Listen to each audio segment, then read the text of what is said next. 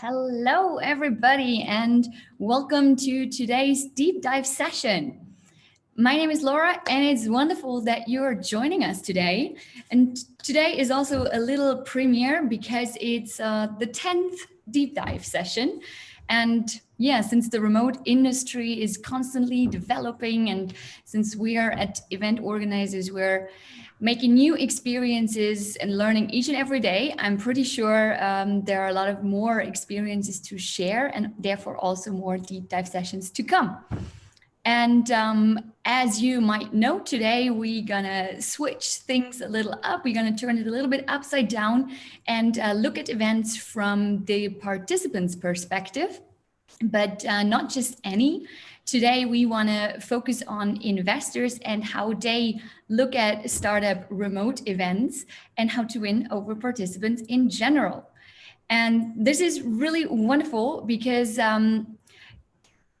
before he already turned on his camera, so it was a little bit early because I just wanted to run through the tech things. But since you're already here, it is really brilliant that we have. I'm really excited about our guest today because he is operating in the event industry for several years, and now he is the director of marketing and communications of a venture capital fund, North Zone. So he is very into both perspectives, basically. And so very warm welcome to Vincent Tutwani Thomas.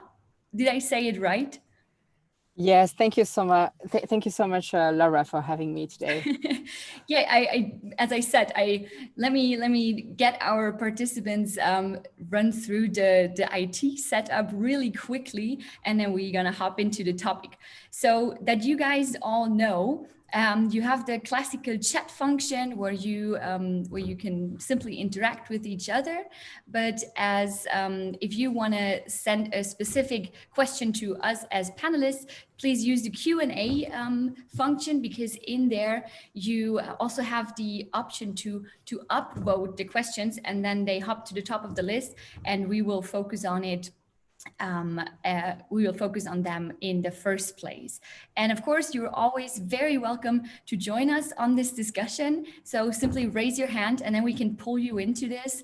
And you can join us with video and audio. And if you do this in general, just that you know, the deep dive is recorded and streamed. So that you know that up front. And yes, as well, also a very big thanks to Cologne Business and Volksbank Köln-Bonn for supporting us on this deep dive. And now let's get back to Vincent one more time. Very warm welcome. Brilliant that you're joining us. And I already said a few words about you, Vincent, but maybe you want to tell us a little more. What do we need to know about you and about North Zone? So North Zone is a venture capital firm that has been running since actually 1996. So we've been there for 25 years, and we've raised over 1 billion and 500 million euros and invested across several tech companies, and the most notably known are Avito, iZettle, Spotify and Klarna, or more recently, Hopin, which is very relevant to this group today. We invest across Europe and the East Coast in the US. And we do have a very deep relationship with the Nordics because this is where we're coming from. And I've been working in tech since my whole career, basically. I started working in tech by launching a podcast on digital policy issues at the time, and then I just ended up doing several jobs in the event industry, actually. So I really did everything: exhibition, coordination. I actually fell completely in love with the adrenaline rush of the events, and I ended up actually meeting with the startup community that was just booming at the time, and my friends at France Digital, which was the first event the first big tech event I even organized. And since then, I actually never left the tech industry, and I've worked for Daphne, Founders Factory, and more recently, North Zone, and I'm based in London.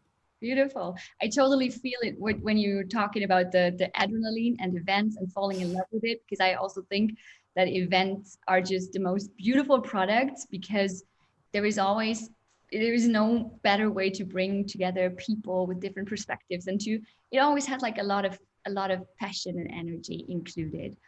But Vincent, now we already have some facts about you. Before we start, we always do like a little game. It's an intro game. It's called One or the Other. So as it's called, it's really simple. No explanation. Just answer one or the other, and so we get to know you a little bit better. Um, would you say coffee or tea? Coffee, Super. although I'm based in the UK. Oh yeah. Are you more a bike or a car kind of person? I literally just bought my I would say bike. A bike. I don't have a driving license. Okay, then a bike. Early bird or night owl? Both actually. We'll leave it like that. Would you go for a frontal speech or rather interactive discussion? Interactive discussion. Call or video call? Recently, really relevant. Video call, definitely. Okay, and the last one, analog or digital? What would you prefer? Analog. Analog. Okay, we just leave it like that. It's some random facts, and yeah, let's hop into the topic. As you just said, you are really, I feel it, you're really passionate about this, the event industry, and in the last month, this one changed dramatically, like really massively, and now you're also part of the investment industry. So, can you maybe describe us a little how did the pandemic hit you? And what effects did you experience at Northzone in the last month? Well, first of all, definitely on the health side of things, it impacted a lot. You know, there's the company, myself, the portfolio, and I think we really focus on this first. But I know that's something that everyone is experiencing right now. And on our side at Northzone, we really spent a lot of time helping our companies when all of this started. So to like our own needs as a firm were not really a priority. And also to be totally fair with the business, we do have a pretty secure business model. So I guess when the whole crisis started, we were very much hands-on with our portfolio company. I think the hardest part for us right now is building meaningful relationship, especially with people we want to invest in. And I just talk for my colleagues, but I know that in the former crisis, we really had this capital advantage, and that was very much about finding the best company that were out there to actually tackle this crisis. And I know that Spotify is a company that is coming out of the ashes of the crisis. And actually today with this crisis, there is a new complexity that is we are not allowed to travel, or at least as much as we did before, and we don't really have access to this what I call community catalyzer, and that are events, dinner parties, and we really have to be very hands-on on our scouting strategy, which is I think pretty new to us. So you need a new way of effective and efficient scouting.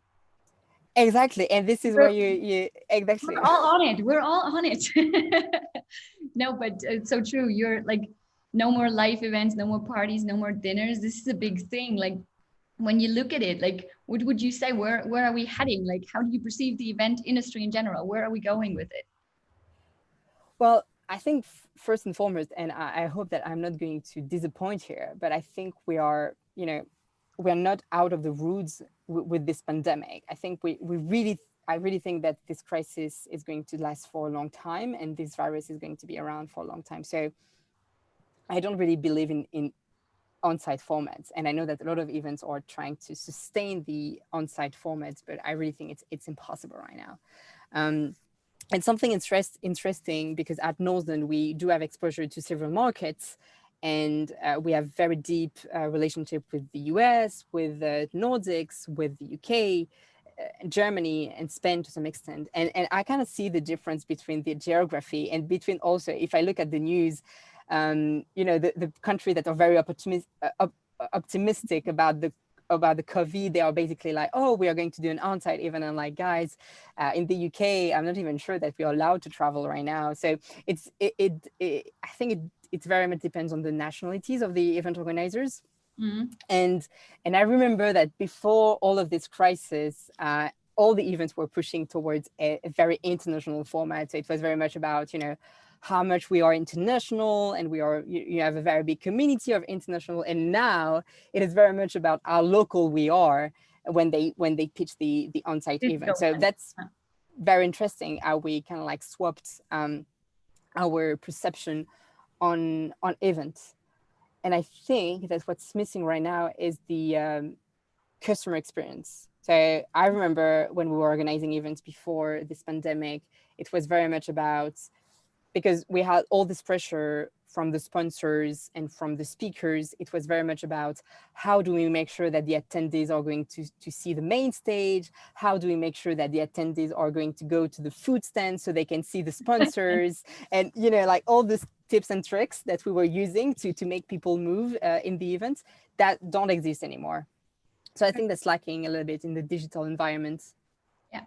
Yeah, the event experience actually turned around completely. I think you cannot compare it in a digital setup. The experience itself that you get is completely different because it's a different product. But as you said, the wish of organizers to push people towards, like, to match or to provoke the meetups between participants and sponsors or investors still there. And it's, I would even say, in a digital setup you have to provoke it much more, because as you said, nothing happens like naturally. And yeah, there are so many events out there. And I would actually like to hop right to the point, because this is what I was thinking about it all the time. If you choose to visit an event, Vincent, what would you say are the criteria that make a remote event especially valuable for you as an investor to join, or as a VC to join?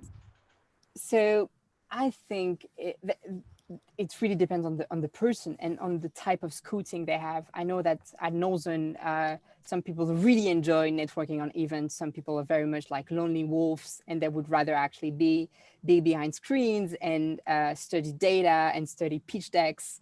I know that this type of relationship wouldn't work for some others. So it really depends on the person. I think that that being said, I think that there is like, if I speak for myself, I think this is always tied up to speaking opportunities. And I always try, especially when I involve one of our partners, to actually make the most out of the event. So if they travel, that's a whole, and I'm sorry, I'm bringing back to the physical one, but if we travel, I really try to make the most out of it. And now what's very interesting is that now that we have this digital setup, I really try to maximize. This is the same strategy basically, but we are way more, I think, we don't really look at the numbers or, brand of the event, because we can try it. It's only 50 minutes or 20 minutes of their time, so we can just test and learn. And so I really try to maximize the international basis, because I know that, of course, we have a global strategy, but I know that just because digital allows us to see more people and to reach to more people, I think it's just better to do this. But I will say that it's very much the community that the event is going to gather around, because today, especially with digital, that's the challenge. Make sure that there are thousands of content and event out there, so make sure that we have the best audience out there. Yeah. There was just a question popping in. Would you say you get to know more startups within the remote event or within a physical one? I think we get to know more startup within the physical event, just because, as you said earlier, there is the serendipity of networking that you don't really have online. But I also think that the quality of the networking that you do online is way better, because then you're actually forced to take the time, when in a physical setup, especially in an event that you always have someone, oh, hello. And it's very much about, dropping balls, and you know, like you always try to go from one person to another, which can be tiring sometimes. But yeah, we were discussing about this, that the digital matchmaking can be much more effective or efficient, because you can direct the things you're looking for much more focused, or you can choose a much more focused, and then you might even get some better matches than if you're randomly talking to people on a physical event, right? So this is like one big thing. So I quickly want to stick with the criteria. So you said the community that the community that is behind the event is the most relevant criteria for you. So do you choose? Are you involved into the choice of which event you're visiting, or is it like some of your colleagues doing this? no, so actually at Northern, and I think that's Like, something that most of our peers are doing. We have a policy in place, and everyone can basically attend or visit an event. There is no gatekeeper on this, and if there's one, it's not me. okay. I'm always supportive, because I think this is this is always a good opportunity to just, you know, be out there and just, you know, act as the brand. So they don't have to ask for permission. And for myself, that's very much tied up to speaking opportunities, because I only really have a look at the partners opportunities, and all the one that where we want to do a side event, or, you know, where we actually involve the brand. So I think in the VC environment, I know that in startup it's different, but in the VC environment, it's super individual, like the way we pick events. Mhm. And I know that, you know, over time, I have some knowledge about events because I attended some event, and some others in the team have a different experience, and I'm like, oh no, we won't go to this event because XYZ, and they're like, oh no, we love it because there is this. So I think, especially today, I think there is less and less focus on, you know, the company that's joining an event. It's very much individuals. The individual team members, so Yeah. that they have like a relationship, or they want to, yeah, I see. I keep that in mind. I quickly want to stick with the criteria, because would you say they change now when you're looking at remote events? Like, when you're going to a digital event, do you look at some other aspects than when you're choosing to visit a physical one? Yeah. So what changed is actually, I try not to look at too much data, because I know how hard it is. I remember that I had some discussion about, you know, the main stage of big events. I'm not going to name in shame, but like, for example, SaaS Talk, they had more than, I think it was between 500 and 700 people on the main stage, which was big and massive. And then people were like, oh, but they claim to have 2,000 people, 3,000 people. They only have 500 or 700. And I was like, okay, when you do room in an event, you actually have up to 300. So it's actually a better number. So I really try not to be too focused on this number.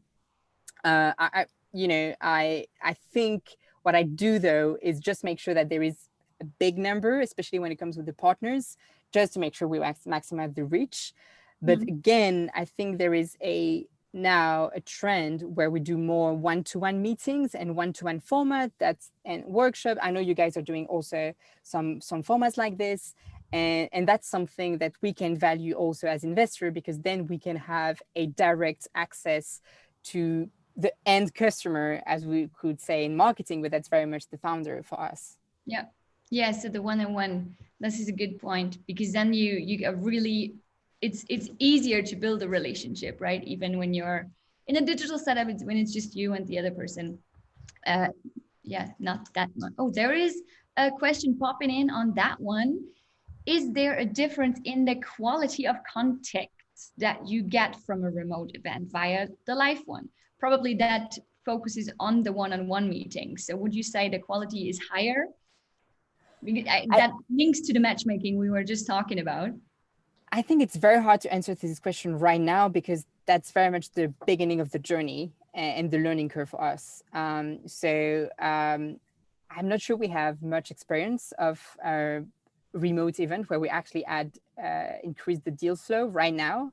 But I think, and that's maybe something for later, but I think that because we have a global strategy now when it comes to attending an event, when we actually create content around it with the organizers, the inbound that we get is better, but that's also because we actually, I think, care way more about the content itself and what we want to say. And I think that, for example, something that we didn't think about when we did a speaking slot before in physical events was the call to action. And I think that's something we do online and be like, okay, call to action, this is what you can do to reach out to me, and this is something that we did.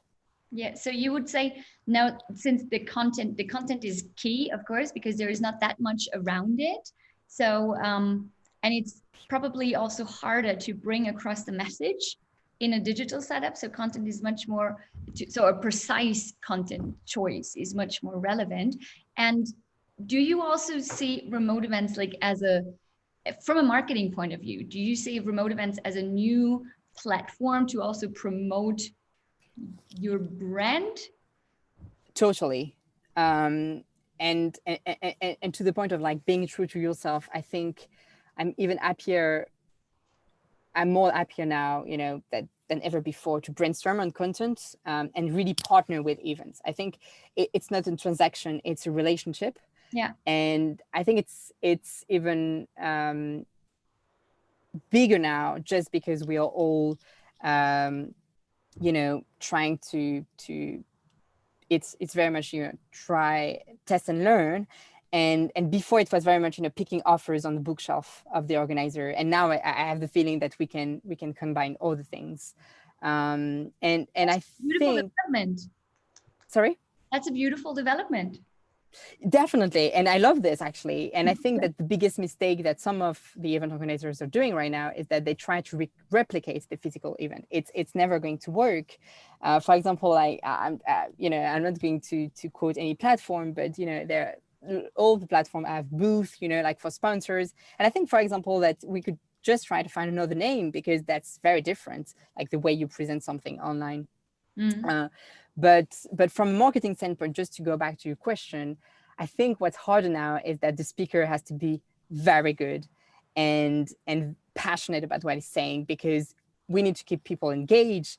And I think the content is key. I really think this, but it's actually not the case when you look at the attendance rates. Actually, it's the energy that counts, and you really have to put on the stage someone that is very good at speaking, and I actually think that energy is even more important now than content when it comes to speaking to digital events. Was there what was your last experience where you would say there was the energy right, the last digital event? Well, I don't want to. It wasn't fun. Yeah, so yeah, but I don't want to, I don't want to devise on this and, just talk about one and not the others, because I think the whole industry is going through a reshape right now. And we're all trying very different things. But yeah, I think I had good experiences, but, speakers also themselves, they sometimes they really have a whole setup, like they have a camera, they have a green screen, they have an amazing mic, and that changed everything. But would you say that makes it much more personal? I rather think that makes the distance much further, or it goes, you feel much No, I don't think so. I think if it's done well, so it's not a TV show. So if you feel like it's a TV show, like you're going to this person is going to be like, okay, you're maybe too, it's too much. But if it's really trying to, just put in earphones and make sure that people hear you well, that's just also respecting the others, because we all have to increase the quality of our Zoom calls. And I suspect that in a few months of time, we won't use any more Zoom for the type of webinar that we do right now, just because everyone is going to need another setup and something that is way more engaging than just a video and a Zoom call, basically. Yeah.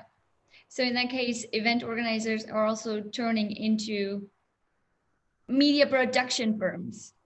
Oh, they are totally. And we talked about this before. Yeah, yeah. I actually always thought about event companies as media first companies, because to me the event is very much a part of the journey of the reader or the attendee, towards a defined mission. So you could you could say that every event has a mission in a specific community. You guys have, Slush has also, same for SaaS Talk, and I think the frontier between media and event is even more, hard to define now, because there is this fragmentation of the markets.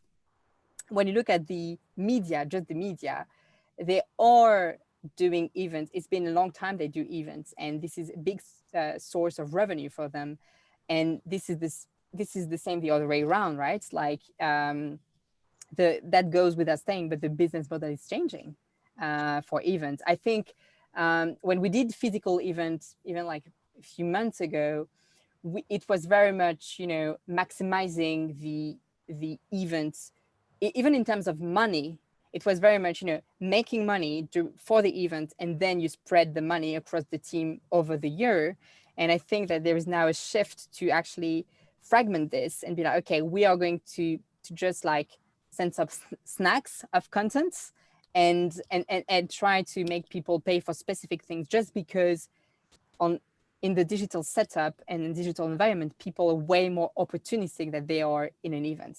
And I actually think that we should aim for less sponsors and more tickets. Mm-hmm. And more, yeah. So we actually build like a bridge to the actual market environment with our events. Exactly. And this is a big risk today for the event industry, and the pandemic has shown this, to rely only on for the main part, only on the sponsors, because it is a big part of their brand, but it's not the biggest part.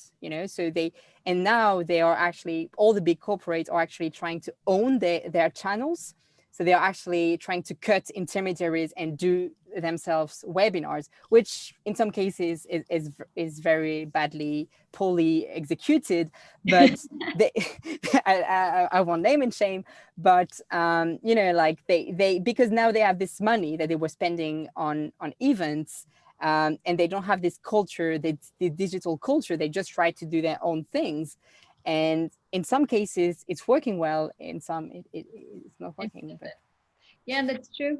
But as you said in before, I just want to come back to the point with the relationship.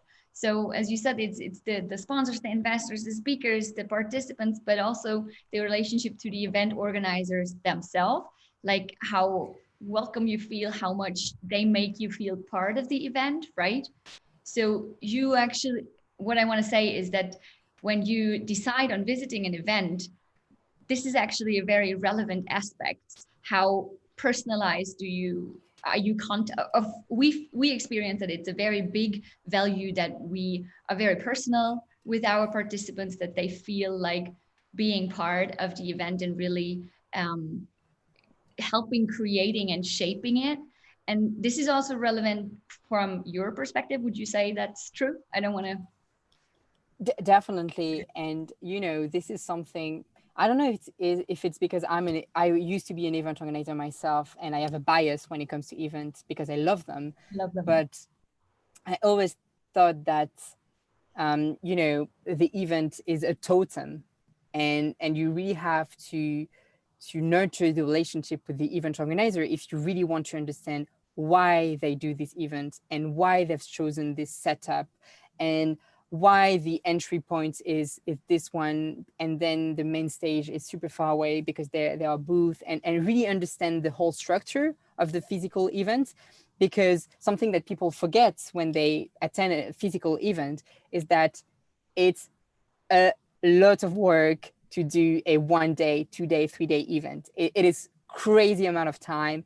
It's always a big team. There is always a production team. There is a editorial team, And on the D-Day, you can see all those like buzzing bees like that are all around with the logo of the event. Like, and those people are the heroes of the day, but they've been preparing for this day since a year before.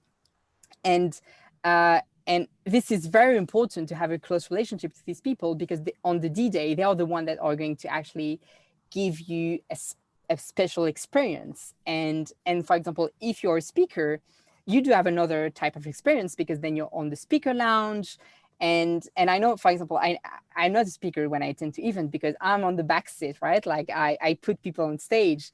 But because I have this relationship with event organizer, I'm always in the speaker lounge. Well, not always, but I try to be on the speaker lounge. And I have this VIP experience only because I crafted a little bit the event with the organizers. So that's a relationship that everyone should make grow over time. And I always say to people that don't know how to, attend an event, to actually attend an event as a normal attendee first, and then see, if you have, a specific feeling with the event. Maybe you want to buy more tickets next year and bring, more people from your team, or maybe you want to speak next year because you felt that the content was amazing. And so that's always, when you attend an event first, that's the very beginning of your journey. Yeah. It's a building of trust. It's a building of trust towards a brand. But you're drifting to the physical one. I feel it. Yeah, just because I love them so much. Yeah, but it's true. But it's the same thing when you're looking at remote. I mean, it's not the same, because as I said, the experience is completely different. But I can tell you, it's not. It's the same for the crew. It's the same thing. It's like so much work, and it's not. It's not that it's not less work than a physical one. The whole production, and for I would say the when you look at the speakers, for example, the feeling valued, feeling special, feeling to really like get them at the right spot at the right time, and that they feel comfortable the entire way through. This is like something that shapes the experience also in a digital setup. Definitely. And I even think that to some extent, it's even harder to build a digital event, just because there is way more pressure on the, on the content and on the quality of what you're giving to your people. Because as I said before, it's very much, snacking content. When you go to an event, you do the same, but you have this whole experience around, and you can basically make sure that your food is great, make sure that you have a good atmosphere, make sure that you have water and fresh water if it's during the summer. You cannot do this on digital setup, because you only control what's on the screen. And it's so hard, because you were used to actually immerse the participants into your environment, into your brand, and it was very much, feeling this. And I think it is very, very hard. And I know that we are just at the very beginning of the journey on this, to actually, make this sentiment of, you talk about the speaker, but also the attendee that is a special attendee. Because today, I don't know about yourself, but I never felt special when I attended a digital event.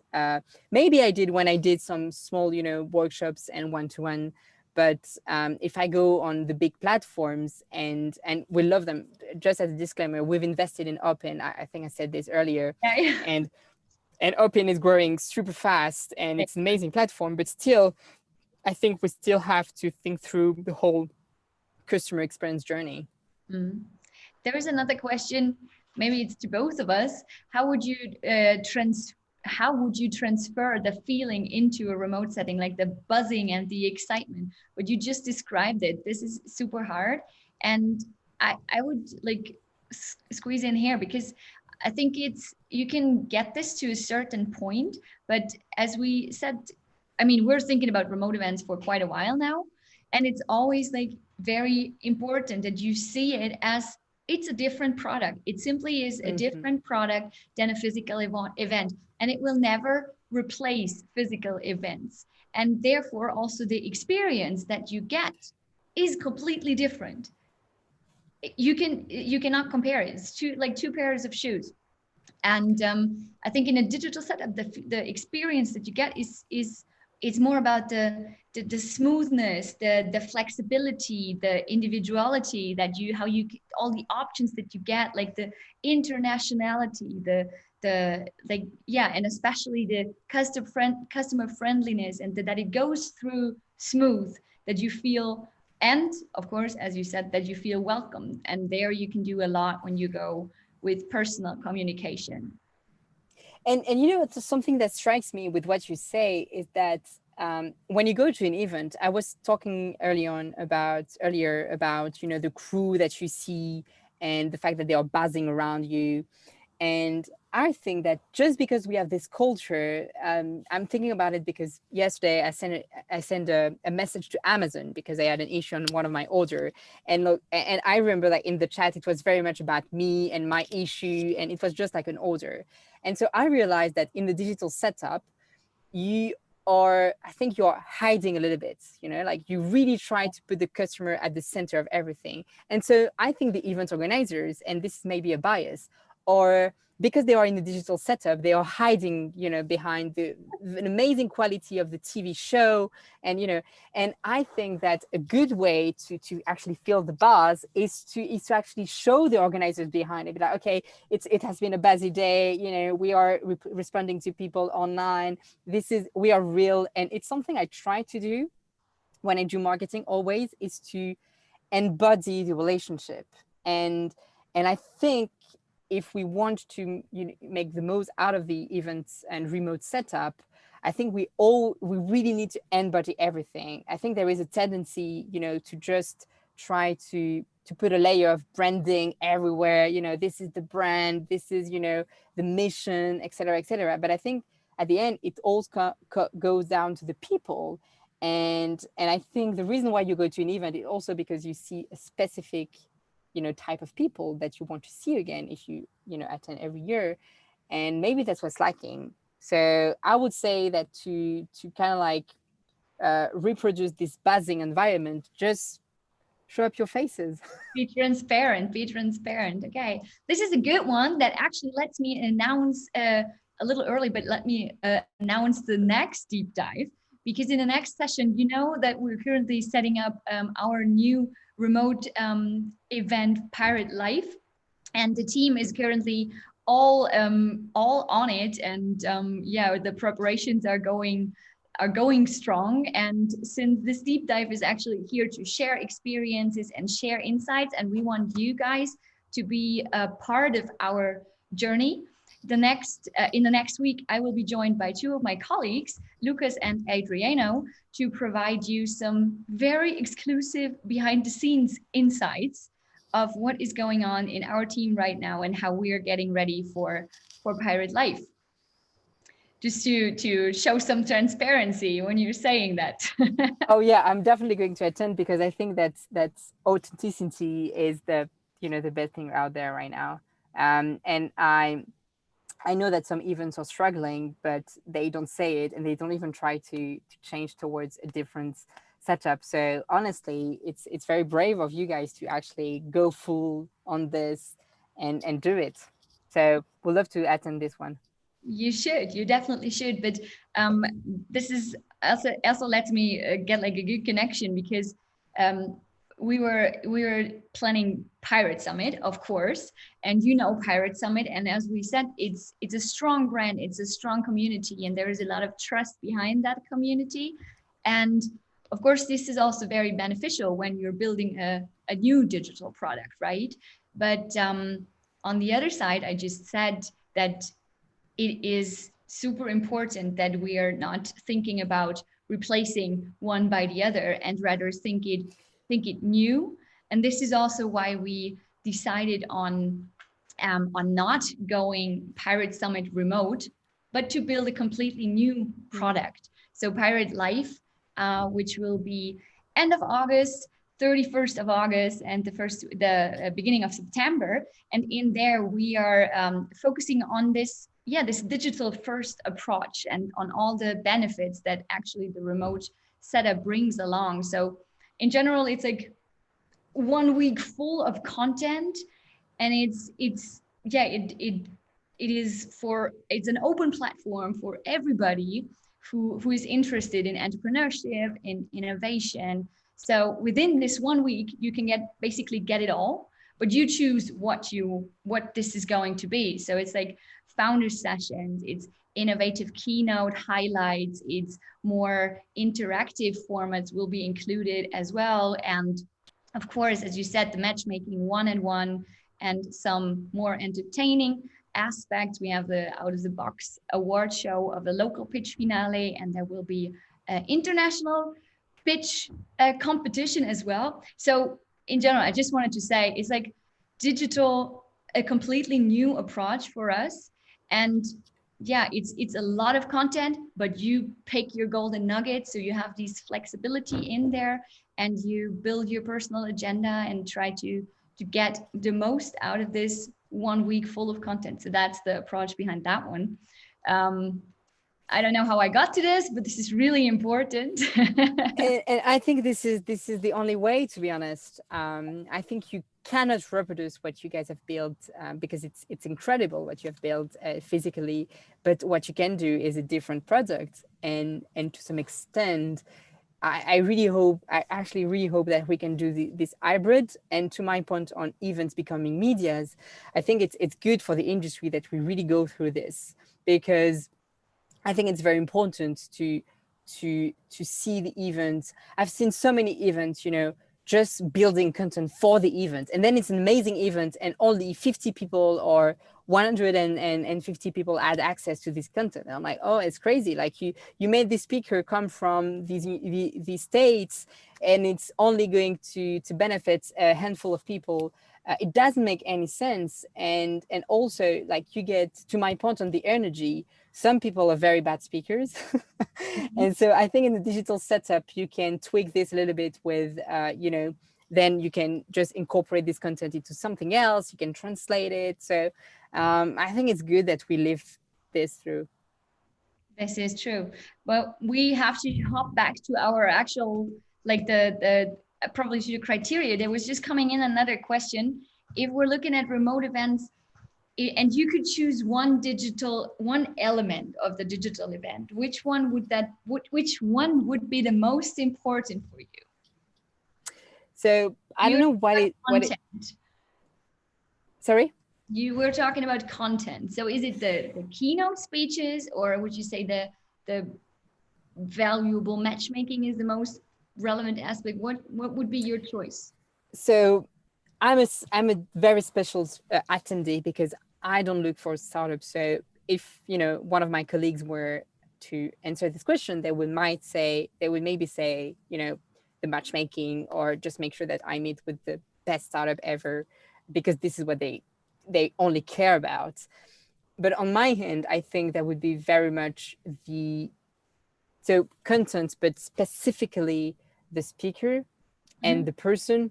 And I'm, even before I was ready to travel just to listen to someone, because this is how and this, I love talking, and I really enjoy conversation. And I think that, a good event is just, catalyzing the best people around the industry. And I will narrow it down to the speaker and to the access to the speaker also. And I've met the most incredible people I've met in my life, or actually people I've met in events. And this is very important to me, that I can meet with like relevant and inspiring people. And I'm sorry I've said speakers, because it's not only about speakers, it's about the type of people that you can meet. So actually it all goes down to the networking. True. We just launched a new software. It's called Intro Chat, which is basically kind of chat roulette for business. So you can be very efficient on that. And this will also be part of Pirate Life. So we're excited where that goes. But this is less about the valuable connections. It's more about the quantity of the connections, but it's fun and intense, and probably on that side also very valuable if you just decide on go like do one half an hour and run through whoever is there. So that's another way. But when we're looking at the remote events, and you said that in the beginning, there we're collecting a lot of data with that. We're collecting much more data than we're doing in a physical one. And I mean, as a VC, I know that this is also relevant for you to get all this information. So what would you recommend us? Is it a benefit for you if you're provided with I don't know, booklets, headcounts, who is there, who is around, which startup is it, some details about them. Is this something that catches your attention, or would you say this is nice to have? So I would be against sharing too much data, True. but I know there is Very a tendency valuable asset for us. Yeah, but maybe, you know, maybe I'm too naive, but I really try to, you know, I know how it is, you know, to build an event, and I know that if there is passion behind it, there is always a good outcome for us. So I wouldn't bother too much on the number of events, and I can tell you that I've been accepting big speaking slots for people I've been reporting to in the past, and I remember them telling me, Vincent, this is a very small event. Why would I go there? And I had the whole, you know, case made ready for them because I knew exactly why they had to go there, and I think this is the same. And to your point on criteria and data, this is the game. So of course you will have to share your data and the number of attendees. And even myself, I ask this sometimes to organizers, but and as I told before, I even try to maximize, let's be honest, this is just how the game works. Totally. But that being said, I think especially today, there is a lack of authenticity. Mm-hmm. And so just make sure, like, if you want to sell to investors or startups, I think just make sure that they have a channel where they can be authentic, because it's when you are in a physical environment, you have only one main stage or another a secondary stage or maybe a third, but it's limited. In the digital setup, it's everything that you can do everything, because I'm not saying that it's not hard to build on top of, you know, what you already have, but it's, you know, the costs to do an additional event is not this big because you already did the whole setup for everything behind. So I would be, you know, focus on building the content with the end customer, and to us that would be, you know, something we are ready to do, and that I'm already doing with events. You know, the way I work with events is that I always give first, and I always tell them the type of other partners in other fronts that are relevant to a topic, because I know that the most valuable part is not what I can get out of the event. So that means, you know, the number of, you know, attendees, etc., or the price of the ticket, but it's what I can build with the person. And so I literally had a call this morning with a big event, and they were asking me about one of the partner on stage. And I was like, okay, more than happy for you to invite this person. I'm happy to set this up. But on top of this, I think this woman from this top tier fund is also even more relevant, because she did X, Y, Z, and they were like, oh, this is good. And this is how I work. True. Needs time. And it's hard work. Okay. Exactly. So this is, yeah. So if I wrap it up, what you just said, like the hour we're talking now, criteria that makes it relevant for you as an investor to join a digital event would be international attendees, or the community that you actually choose. This is super relevant, and the good speakers, but also the opportunity for you to place valuable content or relevant content that helps you to bring across your message. Smart networking approaches, which gets like this personal touch in there, like the one-on-one where you can build really meaningful relationships, and also the relationship with the event organizer to like guide you through, to give you the feeling of being special. And transparency, maybe we will include a screen of our team buzzing in the back of our office while producing remote events. This is brilliant. Thank you so much, Vincent. The last question that I always ask my guests is a very basic one. Would you say remote events are here to stay? Of course, honestly, they are. But I think you put it perfectly earlier. It's a new type of events. They are not, replacing the physical event. They are way more a new version of the webinars, as we called it before. And I'm always surprised when I see webinar uh, these days, because that doesn't exist anymore, I think. But I think these remote events are here to stay, and so is the audience, because there is a whole new, I don't know about you, but I have a lot of friends, for example, that are going full remote now. It's a bit scary, but they do it. And so these people are not going to be as crazy as we are if we live in big cities about events. So they would be a customer, and they will feel, I think, bad if we don't do at least hybrid format. So yeah, Sure. they are here to stay. The remote workers as a new target group. Yeah, really good. Okay, thank you so much, Vincent.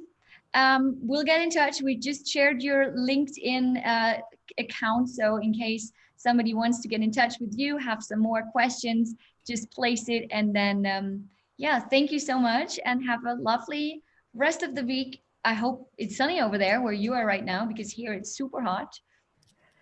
Yeah, it's sunny. It's sunny in London. Thank you so much for having me, Laura. I really enjoyed this conversation, because I always love talking about events. That's something I actually miss, like the buzzing adrenaline of events. And I'm always happy to talk with organizers. So feel free to reach out if the others have any questions on the VC or whatever.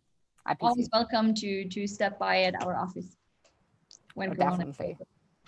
Okay, take care and goodbye. And thanks everybody for joining. Thank you for being with us, and hope to see you next week when, we are looking behind the scenes of the Pirate X team and what's going on in the setup of Pirate Life. Take care and bye-bye. Bye.